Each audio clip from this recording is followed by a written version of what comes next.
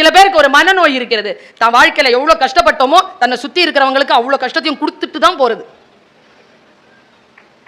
இப்படி ஒரு நோய் இருக்கு, மனநோய் இருக்கு. நான் தான் கஷ்டப்பட்டனே, என் பிள்ளையாவது நல்லா இருக்கட்டும், இப்படி தாய் மட்டும் தான் நினைக்கிறாள். அவளே மாமியார் ஆகும்போது நினைப்பதே இல்லை. உன் புருஷன் தான் உன்னை மதிக்கல, உன் புள்ள உன் மருமகளை மதிக்கிறான்ல, விட. அப்படி மதிக்கிற யாருமே விடுறதே இல்லை. என்ன என் வீட்டுக்காரர் இவ்வளவு அடிமையா வச்சிருப்பாரு, உன்னை மட்டும் அவன் அவ்வளவு ஃப்ரீயா வச்சிருப்பானா? நான் விடுவேனா? அவர்களுக்கு ஒரு வார்த்தை சொல்ல. இந்த மாதிரி நிறைய பேர் இருக்கிறாங்க, நிறைய கேட்டகரி இருக்கு. என்னுடைய அம்மம்மா சின்ன வயசுல சொன்ன ஒரு விஷயத்தை அப்படி கடத்திட்டு போறேன். ஒருத்தன் ஒரு புறா வளர்த்தான், நான் பெருங்கூட்டம், சரியா? புறா வளர்த்தான். புறாவுக்கு சொல்லி கொடுத்தான், இங்க பாரு, நான் உனக்கு எல்லாமே சரியா உன்னை வளர்த்து வச்சிருக்கேன். ஆனா நீ பாதுகாப்பா இல்லை. நான் உன்னை வளர்க்குறது ஒரு காட்டு பகுதியில், ஏதோ எனக்கு தோணுச்சின்னு நான் வளர்க்குறேன். ஆனால் உன்னை பிடிச்சிட்டு போகிறதுக்குன்னு ஒரு நாள் ஒரு வேடம் வருவான், சரியா? எல்லாரும் சொல்லுங்க. நம்மளை பிடிச்சிட்டு போகிறதுக்கு வேடன் வருவான். உனக்கு முன்னால் விதைகளை தூவுவான், விதைகளை தூவுவான். ஆனால் நாங்கள் சிக்கிக்கொள்ள மாட்டோம். சொல்லுங்க, நாங்கள் சிக்கிக்கொள்ள மாட்டோம். சொல்லுங்க எல்லாரும். டெய்லி 100 தடவை வேடன் வருவான், விதையை தூங்குவான், சிக்கிக்கொள்ள மாட்டோம். வேடன் வருவான், விதையை தூங்குவான், சிக்கிக்கொள்ள மாட்டோம் சொல்லிக்கிட்டே இருந்துச்சா? ஒரு நாள் வேடம் வந்துட்டான். புறா என்ன பண்ணுச்சுன்னு நினைக்கிறீங்க? இதே விஷயத்த சொல்லிச்சு. வேடன் வருவான், அவன் விதையை தூவினான், விதையை தூவினான், சிக்கிக்கொள்ள மாட்டோம், விதையெல்லாம் சாப்பிட தொடங்கிடுச்சு.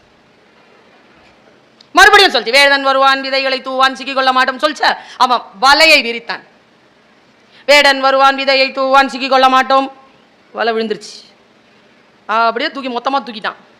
மொத்தமாக பட பட படன்னு சொல்லிட்டு மொத்தமாக சொல்லு, வேடன் வருவான், விதையை தூங்குவான், சிக்கிக்கொள்ள மாட்டோம். அந்த கதை எப்படி முடிச்சார் தெரியுமா? தொலை தூரத்தில் அவன் நடந்து போனான். புறாக்களின் தேய்ந்த குரல் காடு முழுக்க கேட்டுக்கொண்டிருந்தது. வேடன் வருவான், விதையை தூவான், சிக்கிக்கொள்ள மாட்டோம். வெறும் சொல்லினால் ஒரு பிரயோஜனம் கிடையாது. ஒரு பொண்ணு பிரச்சனை, லவ் ப்ராப்ளம், என்கிட்ட கூட்டு வந்தாங்க. 4 மணி நேரம் பேசினேன். பொண்ணு அழுதுச்சு. நான் இனிமேல் படிக்கிறேன் மேடம், காலையில் காலேஜ்க்கு வந்துடுறேன் மேடம் சொல்லிச்சு. கிளம்பும் போது அவங்க அம்மா ஒரு டயலாக் சொன்னாங்க பார், சனியனே இதைத்தானே நான் 40 நாளாக சொல்லிட்டு இருக்கிறேன், நீ சொன்னேன்னு கேட்கறல, இருந்தாலும் நீ கூட்டு வந்த, நான் சொன்ன அதை கேட்டுக்குச்சுல, கம்முன்னு போயேன். போக மாட்டோம். அந்த இடத்தில் கூட நம்முடைய ஏதோ ஒன்றை நாம் நிரூபணம் செய்ய வேண்டும் என்று இருந்தால் நாம் வெறும் அரச மரம் தான், நாம் இன்னும் போதி மரம் ஆகவில்லை. வாழ்க்கை நமக்கு பல்வேறு விதமான சோதனைகளை நடத்துகிறது. சோதனைகளை நடத்தாமல் இந்த உலகத்தில் யாராலும் எதுவும் கடந்து விட முடியாது. நான் ஒரு மந்திர சொல்லை உங்களுக்கு தருகிறேன். வாழ்க்கை எப்பொழுதும் உத்தரவாதத்தை தருவதில்லை நண்பர்களே, வாய்ப்புகளைத்தான் தருகிறது. யார் ஒருவர் வாய்ப்புகளை பயன்படுத்திக் கொள்கிறார்களோ அவர்கள்தான் சாதனையாளர்களே தவிர உத்தரவாதத்தை நோக்கி பயணிக்கின்றவர்கள் அவர்கள் ஒருபோதும் எதையுமே சாதிப்பதே கிடையாது. வாய்ப்புகளை யார் பயன்படுத்திக் கொள்வது, எப்படி பயன்படுத்திக் கொள்வது? சமீபத்தில் நான் தெரிந்து கொண்ட ஒரு விஷயத்தை அப்படியே கடத்திட்டு போறேன். குழந்தைகளுக்கு இப்படி சொல்லி தரதே இல்லை யாரும். ஃபர்ஸ்டா வரணும், வந்துட்டு என்ன பண்ண போற, ஃபர்ஸ்டா வரணும். அப்புறம் அப்ப நான் யார் செகண்ட் வர்றது? நான் 10வது தான், நல்லா இல்லை, ஒழுக்கமா வாழல. ஃபர்ஸ்டா வரவங்க தான் உருப்படுறாங்களா? ஃபெயில் ஆறவங்களாம் நல்லா இருக்காங்க சார். நிறைய மார்க் வாங்கி பாஸ் பண்ணவங்களாம் லூசா சுத்திட்டு இருக்குது. நிறைய வேலை, சரியான வேலை கிடைக்காம, வாய்ப்பு கிடைக்காம, சரியான மேற்படிப்பு போறதுக்கு காசு கிடைக்காம. ஏன்னா ஒரு டீச்சரா நான் சொல்றேன் பாருங்க, 98 மார்க் வாங்கிட்டு அழுவம் பார்த்திருக்கீங்களா? சிலது எதுக்குன்னா 2 மார்க் எங்கன்னு என்கிட்ட வேற வேற வந்து கேட்கும், இது தப்பு எதுவும் இல்லையே, இதுல ½ மார்க், 5 மார்க் 4.5 போட்டிருப்பேன். இன்னொன்னு இருக்கும், 2 வாங்கிட்டு சிரிக்கும், கிளாஸ்ல சிரிச்சிட்டு இருக்கோம், சரி. 98 2 பேசுது, 98 2 பேசுது என் கிளாஸ்ல. 98 அழுது. எங்க அப்பா திட்டுவார், 2 மார்க் எங்கன்னு திட்டுவார். அந்த 2 சொல்லுது, சி லூசு, எது கழுவுற? எங்க அப்பா திட்டுவாருடி, 2 மார்க் எங்கன்னு சொல்லி திட்டுவாருடி, சி லூசு, என்கிட்ட இருக்குன்னு சொல்லு. இதுக்கு 2 வாங்கிக்கிட்டு சிரிக்க கூடாதுன்னு தெரியல. அது 98 வாங்கிட்டு அழக்கூடாதுன்னு தெரியல. என்ன சிஸ்டம் வச்சிருக்கோம் நாம வாழ்க்கையில. நான் ஒரு சூட்சுமத்தை சொல்லித்தரேன். 98 வாங்குறது இல்ல நோக்கம். 32 வாங்கினா 34 வாங்கு, 34 வாங்குறவ 36 வாங்கு, 36 வாங்கினவன் 38 வாங்கு. ஃபெயில் தான், பரவாயில்லங்கிற. ஏன்னா 98 வாங்குறது எப்பவாவது 96 வாங்குச்சுன்னு வச்சுக்கோங்களேன். நீங்க 32 வாங்கினவங்க 36 வாங்கி இருக்கிறீங்கன்னு வச்சுக்கோங்க. as a டீச்சர் நான் சொல்றேன், 98 வாங்கிக்கிட்டு 96 வாங்குறான்னு அவ தோக்குறா. 32ல இருந்து 36 நீ ஜெயிக்கிற. ஜெயிச்சுட்டே போவோம். நம்மை நாமே அடுத்த கட்டத்திற்கு வளர்த்து கொண்டு செல்லுவது இப்படி யாருமே சொல்லி தரது இல்லையே. வகுப்பறைகள் எங்க இப்படி இருக்குது? வகுப்பறைகள் இப்படியா இருக்குது? எல்லோரையும் நாம் வேறு விதத்தில் செலுத்துகிறோம். நான் சொல்லுகிறேன், வகுப்பறையில் வாசிப்பது எவ்வளவுக்கு எவ்வளவு முக்கியமோ வகுப்பறைகளுக்கு வெளியில் வாசிக்கின்ற பழக்கமும் நம்மிடத்தில் வர வேண்டும் என்பதனை சொல்லித் தருவதற்காகத்தான் புத்தக திருவிழாக்கள்.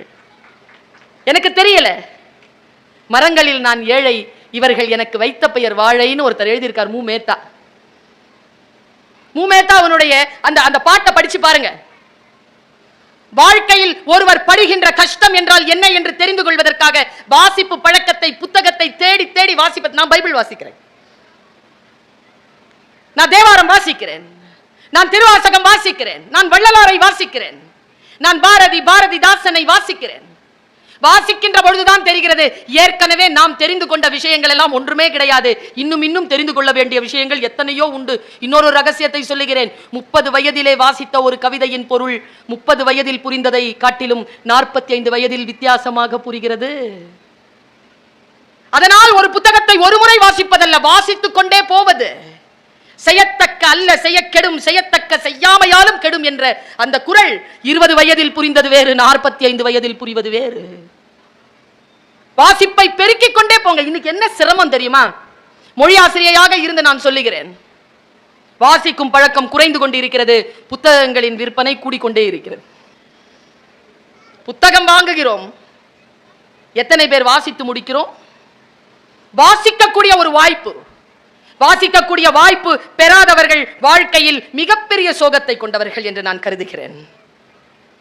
சமீபத்தில் நான் கம்பராமாயணத்தை வாசித்துக் கொண்டிருந்தேன். ஒரு பாட்டுங்க, கம்பராமாயணம் தான், அது ஒரு கதை தான். கதையில் எந்த மாற்றமும் இல்லை, எனக்கு கதையே முக்கியம் இல்லை. அந்த கதையை சொல்ல வருகின்ற கவிஞன் வேறு எதையோ சேர்த்து சேர்த்து சொல்கிறார். ஒரு காட்சியை சொல்ற, எனக்கு இங்க எத்தனை பேர் வாழ்க்கையில் துயரப்பட்டவர்கள் என்று எனக்கு தெரியாது. துயரப்பட்டதனாலேயே மற்றவர்களுடைய வாழ்க்கையை துயரம் தந்து கொண்டிருக்கிறவர்கள் எத்தனை பேர் என்ன தெரியாது.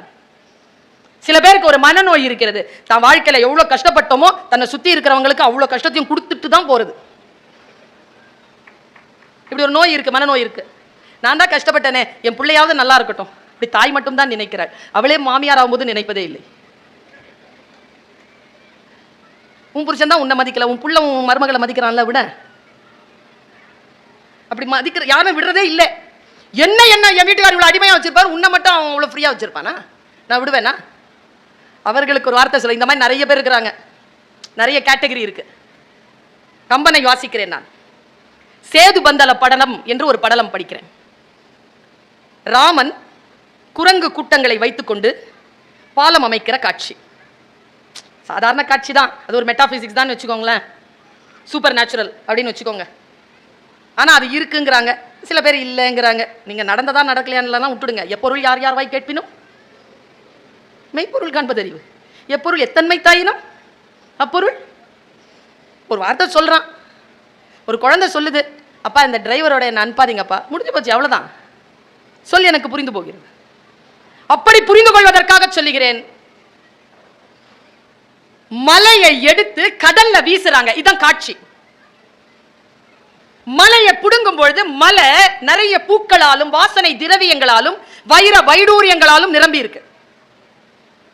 நிரம்பி இருக்கக்கூடிய அந்த மலையை புடுங்கி எடுத்து கடல்ல வீசுறாங்க, இதான் காட்சி. இப்படி வீசினார்கள்.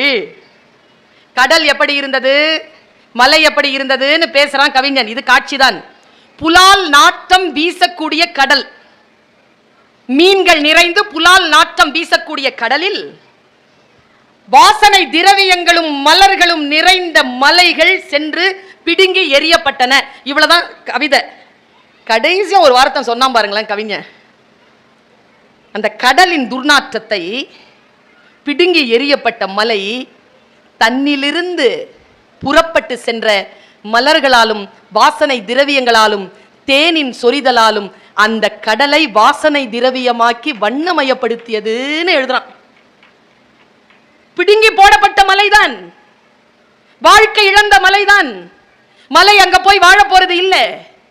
பிடுங்கி எரியப்பட்டாலும் நன்றாக வாழ்ந்தவர்கள் தன் சமூகத்தையும் குடும்ப நலத்தையும் காப்பது போல் அந்த மலை அந்த கடலின் நலனை காத்ததுன்னு எழுதுறாங்க. அவன் கடைசியா சொல்ல வந்தது வேறு ஏதோ, சொல்லி போவது வேறு ஏதோ. வாழ்க்கை நமக்கு இப்படித்தான் பாடங்களை சொல்லி தருகிறது. வாசிக்கக்கூடிய மனப்பான்மை நமக்கு இருக்க வேண்டுமே. நான் சொல்றேன்ல, ஜாதி நிறைய இருக்கு. இன்னைக்கு கூட அது பிரச்சனை பேசப்பட்டு இருக்கு. அவ என்ன சொல்றா? எவ்வளவு ஜாதி இருக்குங்கிறா? அவ எவ்வளவு ஜாதி இருக்குங்கிறா? என்ன ஜாதி? ஆண் ஜாதி பெண் ஜாதி, அப்படித்தானே? நமக்கு என்ன சிக்கல் தெரியுமா? இப்ப ஓடி விளையாடு பாப்பா பாடுங்களேன். ஓடி விளையாடு பாப்பா, நீ ஓய்ந்திருக்கலாகாது பாப்பா, கூடி விளையாடு பாப்பா, ஒரு குழந்தை. அப்புறம் காலை எழுந்தவுடன் படிப்பு, பின்பு கனிவு கொடுக்கும் நல்ல பாட்டு, மாலை முழுவதும் விளையாட்டு, பின் வழக்கு. அப்புறம் அப்படியே தேஞ்சிரும். கொஞ்சம் கொஞ்சம் தான் தெரியும். ஜாதி இரண்டொழிய வேறு இல்லை என்று சொன்னது ஒண்ணு. ஆண் ஜாதி பெண் ஜாதி என்று எப்படி தெரியுமா சொல்லிட்டாங்க? அடுத்த வரி படிக்காதவங்க சொல்லிட்டாங்க. நல்வழியில வருது, சூப்பரா சொல்றா ஔவை. ஔவை என்றால் என்ன பொருள் என்றால் ஆதி பெண் பொருள். பெண் சிந்தனை எப்படி இருக்கு பாருங்க. ரெண்டே ஜாதி தான்டா இந்த உலகத்துல. தமிழன் சொல்லுவது ரெண்டே ஜாதி தான். ஒன்னு கொடுக்கறவன், ஒன்னு வாங்கி சாப்பிடுறவன். இட்டார் பெரியோர் இடாதார் இழிகுலத்தோர், ஜாதி இரண்டொழிய வேறு இல்லை. ஆண் ஜாதி பெண் ஜாதி கிடையாது. பன்னெடும் காலமாக சொல்லப்பட்டு வந்து கொண்டிருக்கக்கூடிய ஒன்றின் பின்னால் ஓடாமல் நின்று நிலைத்து தேடி தெளிகின்ற பொழுது இன்னும் இன்னுமான விஷயங்கள் கிடைக்கிறது இல்லையா? அதற்கு பெயர் ஞானம். நான் சொல்லட்டுமா? ஒரு புத்தகம் வாசிக்கின்ற பொழுது 800 பக்கங்கள் வாசிக்கின்ற பொழுது 780 பக்கத்தில் கிடைக்காத ஏதோ ஒரு ஞானம் தேடுதல் 782வது பக்கத்துல 3வது பேரால கிடைக்கும். அந்த பேராக்காகத்தான் அவ்வளவு விஷயம் கிடக்கணும். நம்ம அவ்வளவு கடந்தால் தான் அது கிடைக்கும். அப்படியே லட்டு மாதிரி அது கிடைக்காது. இந்த தேடல் 5 மணி ஆகிறதுக்கு 5 நிமிஷத்துக்குள்ள ஒரு மேட்டர் சொன்னாரு பாருங்க. அடே அப்பா, அதுல இருந்து என்னுடைய வாழ்க்கை பயணத்தை நான் மாற்றிக்கொண்டேன். சொல்ல அப்படித்தானே? எப்படி மாற்றிக்கொண்டேன் பாருங்க. அவர் சொல்றார், டீச்சர்ஸ் எப்படி இருக்கணும்னு சொல்றார். உடம்புல வலிமையான பகுதி எது அப்படின்னு கேட்டார். ஆளாளு சொன்னாங்க தொடை எலும்பு, தாட, மண்டஸ்கல், பல்லு எல்லாம் சொன்னாங்க. மென்மையான பகுதி எதுங்க உடம்புல? நாக்கு. அது உள்ள இருக்கு பாதுகாப்பே இல்லாம வெளியில இருக்கிற மென்மையான பகுதி கால் பாதங்க. செருப்பு இல்லாமலாம் நடந்துகிட்டு இருக்க முடியாது. கால் பாதம். இந்த மண்டை இருக்குல்ல, இது நல்லா டைட்டா தானே இருக்கு. இருக்கா? இது வலிமையானதா பாதம் வலிமையானதா? எது வலிமையானது பலமானது? எது? மண்டையா கால் பாதமா? மண்டை தான் பலமானது, பாதம் மென்மையானது. ஸ்கின் ரொம்ப மெதுவா இருக்கும், முள்ளு இருந்தா குத்திரும், டக்கு சூடுனா சட்டுன்னு பட்டும். இப்போ முடி இங்க இருக்கணுமா அங்க இருக்கணுமா? இயற்கையின் படிக்கு அவர் கேட்டார், நான் கேட்கல. டீச்சர்ஸ்க்கெல்லாம் டீச்சர்ல அவர் கேட்கிறார், காலுக்கு தானே இருக்கணும், ஏன் மண்டையில வச்சான் அப்படின்னு அவர் சொல்றார். இந்த மண்டையில உடம்புலயே சூப்பரான ஒரு பொருள் இருக்கும், அதுக்கு பேர் மூளையாம். இந்த உடம்புல இருக்கக்கூடிய எல்லா பகுதிகளுக்கும் இல்லாத ஒரு ப்ரொடெக்ஷனை மண்டைக்குள்ள அந்த அந்த மூளையை வச்சு அதுக்கு மேல வந்து ஒரு லேயர் போட்டு அதுக்கு மேல ஒரு கூலண்ட் போட்டு அதுக்கு மேல அந்த ஸ்கல்லுக்கு மேல முடி, இதெல்லாம் இயற்கை பாதுகாத்து வச்சிருக்கு அந்த அந்த மூளைக்கு. ஏன்னா அந்த மூளைக்கு ஒரு விஷயம் இருக்கு, அது எப்பவுமே ஈரமா இருக்கணும். அது ரொம்ப ஸ்டிக்கியா இருக்கும், ஈரமாவே இருக்கணும். அது அந்த ஈரமான இந்த இடத்துல ஈரம் இருக்கிறதுக்காக மேல ஒரு கூலண்ட் போட்டிருப்பாங்களாம். அந்த கூலண்ட் அந்த சவ்வு காயக்கூடாதுங்கிறதுனால தான் இவ்வளவு ஏற்பாடான்னு சொல்லிட்டு அவர் சொன்னாருங்க. ஒரு விஷயம், வெயில் பட்டா மட்டும் மண்டை வந்து அப்படி சூடாகாதான். சில பேர் ஏதாவது ஒரு வார்த்தை சொன்னாலே சுருன்னு சூடாயிடுமா. அதனால தான் சொல்லுவாங்களாம், மண்டை காயுது போயிரு அப்படி சொல்லுவாங்களா. இந்த மண்டை காயாம இருக்கிறதுக்கு தான் இந்த எலும்பு, இந்த மண்டை ஓடு, இந்த முடியெல்லாம்.